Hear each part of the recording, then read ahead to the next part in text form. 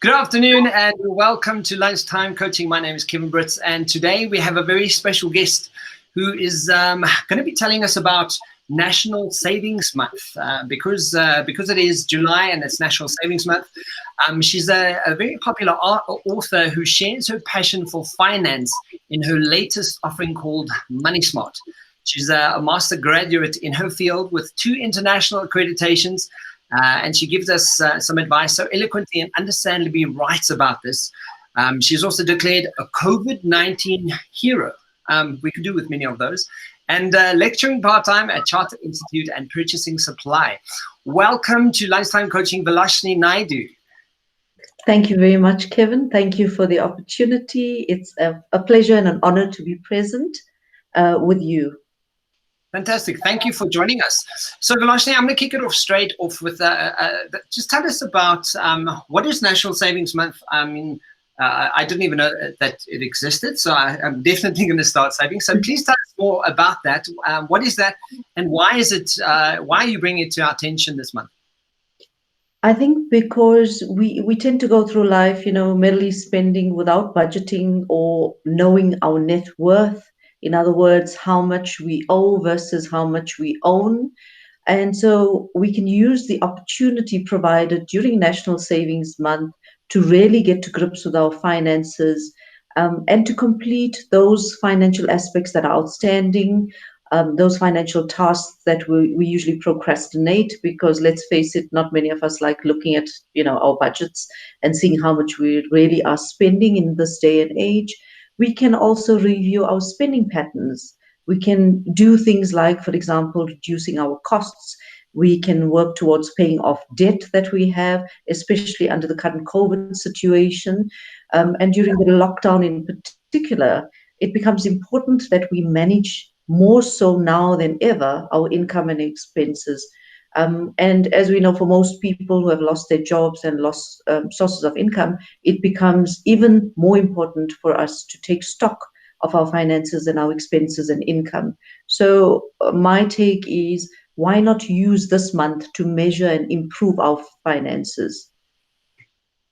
Fantastic. I mean, I think it's a wonderful initiative, and I'm so glad that you're bringing it to our attention. I think it's a big sore point for so many people at the moment, and any advice that we can take away from anyone giving advice about our financial situations, I think that is incredibly necessary, and it's really adding value.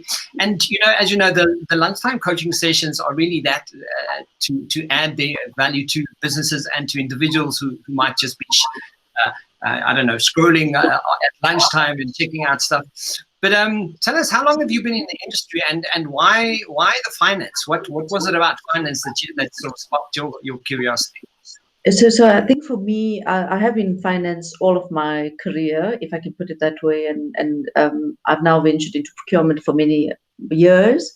So of course, being in procurement allows me to spend large amounts of money, millions of rands of money for in my industry, across markets, across segments. So I have an understanding of different supply markets. I understand banking as well, products that are on offer. I understand the loan products, the deposit products, and how to gain value for individuals. And I think finance for me was because, most of us don't know what we don't know.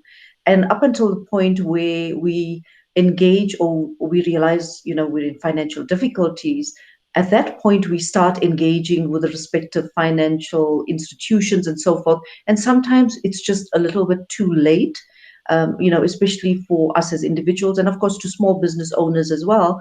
So therefore, I've written the book to create information, to provide information on foundational personal finance, which can be applied, from at any age, from, students at varsity, for example, the younger people, and for, people who hadn't had exposure necessarily to financial products, financial aspects, simple things that I talk about in the book, for example, credit rating and how to use the credit rating to increase your financial portfolio and your savings and to get rid of debt, for example. So those are all important aspects which generally people don't know. And because I have been in finance for a large number of years, Kevin, people tend to approach me with difficulties they're experiencing in their personal lives, and I'm able to assist, having developed this knowledge base across personal finance as well as finance in a corporate sense, if I can put it that way.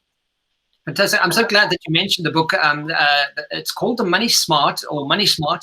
Tell us exactly why did you write the book, and can you give us more detail about what we can sort of find in the book, and who should be going out there buying this book, as you mentioned a few details now.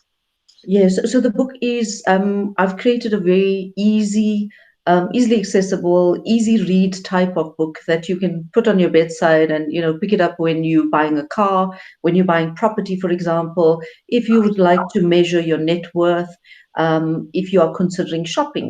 I have a chapter on retail shopping habits that one needs to develop to ensure that you are successful, when it comes to retail shopping, for example. And I talk about creating your own style when it comes to the style that you would like for yourself. And I talk about various principles. There's a large number of principles in the book which are aligned to the laws of nature. Key principle that I will mention is the Babylonian principle, which is about paying yourself first and really saying to yourself that, I value myself and therefore I am saving money for myself, whatever the nature of the savings relate to, for example, a holiday, a new car, a new property, instead of continuously paying our money across for debts and accounts that we owe. So there's a variety of principles. I also, in the book is a platform for persons and individuals to transform across from having all of those limited beliefs about money.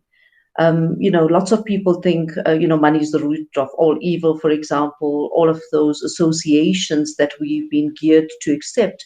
And one wonders why the rich continue getting wealthy. As they say, the rich get richer and the poor get poorer. And it relates to all of these limiting principles. So I speak a lot about the principles. I speak about goal setting, having the opportunity to define your goals, to create a life that means success for yourself, and how to develop the habits that will help you achieve the success along the way. And of course, incorporated in that is all of the financial aspects which you can then incorporate and bring into your life. A key factor that I mentioned in my book and throughout the book is having a good, sincere financial advisor.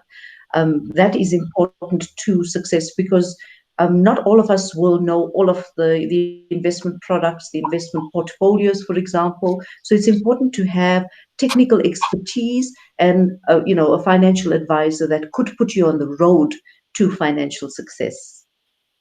I'm so glad that you're mentioning that because, from my perspective, my business really deals with quite specifically how we value ourselves, but also how we create new behaviors. And I'm so glad, that you mentioned this because I think very often people get to that point where they get into the rut of just paying bills and always looking out at the externals and not thinking, okay, cool. So what is my value? And if I don't look after myself, what does that say about me and how I'm taking care of my finances, even to that regard, and especially when it comes to building new habits. But one of the questions that I sort of was thinking now, from being the expert and having the knowledge and the experience that you do have, is it a case of that we need to consider long-term decisions, or is it a case, considering COVID, do we consider long-term focus right now, or is it more short-term focus that we really need to be focused on in our finances at the moment? I would say it's long-term, and I was asked this question previously as well. I would say it is the long-term focus. This pandemic is going to be over at some stage. whether it's 18 months or 20 months or 24 months from the date of the vaccine. And, we've discovered that, there's steroids that help people in respirators, for example, critical cases of COVID. So I do think that the pharmaceutical industry globally is working towards this pandemic. The vaccine is 18 months away, but there will be solutions. And, we can think of all of the pandemics that we had, like, for example, swine flu as an example. Swine Yeah. flu came, and, we were afraid that we would die with swine flu within a day. And subsequently, swine flu was then taken care of, and it's now something that, we kind of manage. So I do think that there is the post-COVID that we have to think about. And whilst the country is not in a great situation based on our ratings, as well as, the minister, Tito Mboweni, spoke the other day and gave us all of the figures, the 780 billion rand, the GDP is on the decline of -8%. And he said that by 2023, we will start to, pay off our debt. South Africa is still looking for more loans to the tune of $7 billion from international funding and so forth. But I do think that, things will start to rectify themselves. And we see that within the state-owned enterprises as well, with the parliamentary committees that are taking place. We see that, there is going to be a shift. I do believe that there is going to be a shift. And, whilst all of this is happening with South Africa, we have in South Africa, I say two things about South Africa. We're a very diverse nation, and we are also a very resilient nation. Yeah. So we bounce back. We have had several issues and several things that we've had to contend with, but we literally bounce back from all of these issues. And, something or the other will take place, and we will find that we'll bounce back. I understand the numbers are increasing at this point in time, but I do think that we will get past it. Even if it's at the end of 2021, you certainly want to be in a better financial position than you were prior to COVID. And during COVID, a lot of us have reduced our expenses. So isn't it then the perfect opportunity to start focusing on your goals and to work towards creating those goals? Absolutely, and I'm so glad that you're mentioning this, the goals, because one of the questions I was thinking, I just to get your opinion on, what do you think? What are the biggest mistakes that people are making in their finances at a business level, and then what are the biggest mistakes that they make, at a personal level? What are those things, and what have you come across that people should really start paying attention to? I think the first thing is obviously to have a good financial advisor. I think, and I talk about this in my book, I talk about, when buying the large ticket items like a home or a car, you go into the shop, the car dealer shop, and you have this wonderful emotion, and, the budget aside, you have all these emotions about the lovely car that you are buying. So, not using the emotions, the positive emotions, but also balancing that with your budget, with your affordability becomes important. Having a good financial advisor that knows different portfolios of investment, budgeting mechanisms, insurance, for example. As we know, a lot of us are overinsured these days. We see insurance adverts plenty on TV. So basically ensuring that you are not overinsured, ensuring that you have the right mix, the right portfolios. A financial advisor is definitely key. The other thing that people tend to do is, there's all of these myths surrounding, for example, banking. There's myths surrounding um, how do we take a loan, for example, how do we invest in stock markets and so forth. So the point, or what we have to do is to understand what we are trying to do. In as much as, when we buy this lovely car, we research it, we look at the features, we look at the fuel consumption. The same applies to any purchase that we make, even to the extent of going to the supermarket to buy groceries and working off a list and ensuring that we stick to our budget. If we do happen to go over our budget, that's fine, but the next month we need to correct it and to align it once again to our goals. And what happens is that we also need to take stock of how much of money we have in the bank on a daily basis, or how much of money we have to spend, what's our disposable income, what is the nature of our expenses, because all too often we think we have lots of money in the bank, and in fact we necessarily don't. And spending it on cards, of course, allows us to spend without having to draw the cash. So we don't take stock of our financial situation at regular intervals or frequent intervals, and that's something that we as South Africans need to do more now than ever, more so now than ever, is to take stock, have an understanding of more or less how much you have, what's your disposable income, what's the nature of your expenses, as an individual. In businesses as well, what we found, over the last while, Kevin, is that business owners, small business owners, also need to take care of their personal finances. Yeah. So it's all very great having, the business strategy, the business structure, the financial plan, the budgets. But it's important for business owners to also take stock of their finances in a personal sense, because the two talk to each other. Obviously, the individual will put money into their business and grow their business and draw the money out when they need to. I also speak about the brand. So a lot of our South African business owners traditionally spend a large portion of their income on, brand names and fancy items like fancy cars, fancy homes. An important fact is to know that, Warren Buffett, for example, who's one of the wealthiest people in the world, or he's experiencing some difficulty now, but he actually lived in, or lives in, the same house that he bought many years ago for, I think it was $37,500. So Oh, does not live in a fancy mansion. yeah. So as a business owner, it's important to understand, to apply the money to grow your business. Mm. Absolutely. I mean, it's one of the key ingredients that I think is also, as a business owner, that's sort of been brought to my attention, is having nice things right now is nice to have. But they still just things. And if we don't start paying attention to the next 6 months and the next 12 months, that it could debilitate our lives quite a lot. So if you could leave us with, I know that it doesn't seem like 30 minutes. It's almost 30 minutes. Yes. But it's been so much fun chatting, Vilochanee. So if you could leave us with 3 practical tips. So if 3 or 5 practical tips that we can actually implement and start doing like today, what would that be? So I think the first one, Kevin, would be to plan your purchases in advance of going to the shops, and to use the list and to stick to the list. As I've said, if you go over the list, that's fine, but just realign it the next time you go to the shops. And I know this might be difficult because we see the price of goods increasing, and based on supply and demand during COVID, we might see further increases in pricing. But stick to your list. At least stick to your list. We can't necessarily have an impact on the prices of all the goods in the supermarkets and the stores, for example, but stick to the list.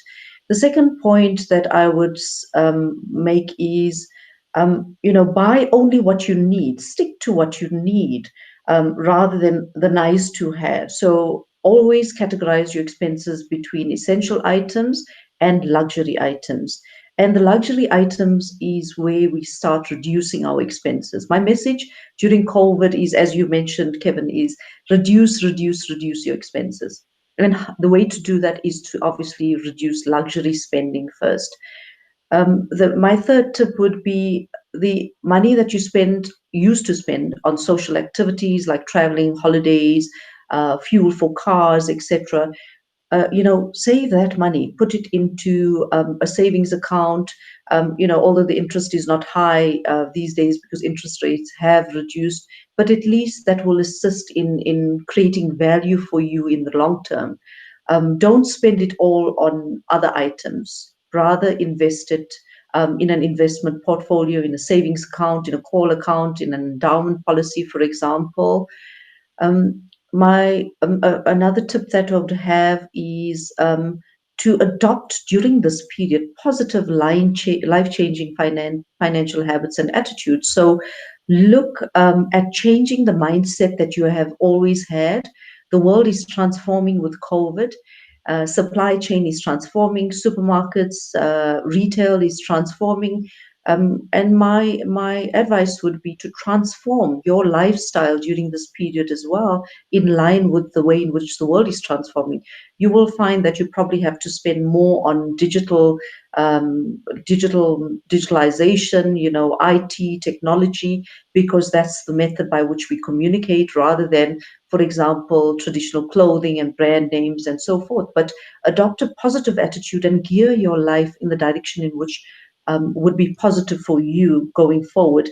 And at the end of it, post-COVID, you should have a better financial status and a better financial position. And lastly, I would say, obviously, we need to think of securing the future of our family and our children, because we don't know. The inevitable has happened. We didn't expect to be in the state of a pandemic. We are now in a pandemic. So it's important that we secure our future and ensure that we have stability post-COVID. Wow, that's so. I think everything you've just said has made such an impact. I've made notes as well. I think it resonates, and I do think it's a beautiful, practical way of starting to think. And being in COVID now is a better chance than any time to kind of go, okay, cool. Let me really look at what I'm doing and how I do life on a daily basis, and where I can start savings. So just to end off today's lunchtime coaching session. You're having an event, and it's an online event, correct? That's happening next Wednesday, the 8th of July. That's correct. So it's an online event with Philip Kraft, who is a financial advisor, who has the technical know-how and technical expertise regarding savings and investments and insurances and you name it. Philip Kraft is a specialist in that area. He's got the know-how. So I'm really looking forward to the event. And I would request, obviously, as many people to join. The event is free. You can book it online, and the event is free. It's advertised on my social media pages as well. If you'd like to get the link of my social media pages, if you could join us, it would be, I think it's going to be a fabulous event, a fantastic event. So please do join us. Yeah, and I'm also just looking at your list here. You are giving away some prizes. So guys, if you are watching this video, please join us. It's happening on Wednesday, the 8th of July at 8 p.m. And they are giving away some gift vouchers of up to 1,000 Rand each. You can also win a wonderful budget coaching session. And also 3 ebooks that Vilochanee is giving away of the Money Smart book that she's written. But we're going to have, as she's mentioned, we're going to have all this information in the description box below. And Vilochanee, I just want to end off with saying one of our featuring products on Business by Design is our executive coaching package, where essentially you can influence and help reduce anxiety, learn to forgive, and create a whole bunch of positivity in your own environment as an executive. But for more information on that, go and check it out on businessbydesign.co.za. And I'm going to leave us with a quote for today, that life is not a fairy tale. If you lose your shoe at midnight, you might be drunk. Vilochanee, thank you for joining us. And we will definitely, the Quicket link is going to be in the description box below with all your details as well. So guys, check it out on all the social media platforms. It's going to be on everywhere. This video is also going to be on YouTube. So yeah, we look forward to seeing you. And Vilochanee, thank you for your time. Thank you very much. Thank you for the opportunity, Kevin, and I wish you all the best. Thank you so much. Bye-bye. Bye-bye.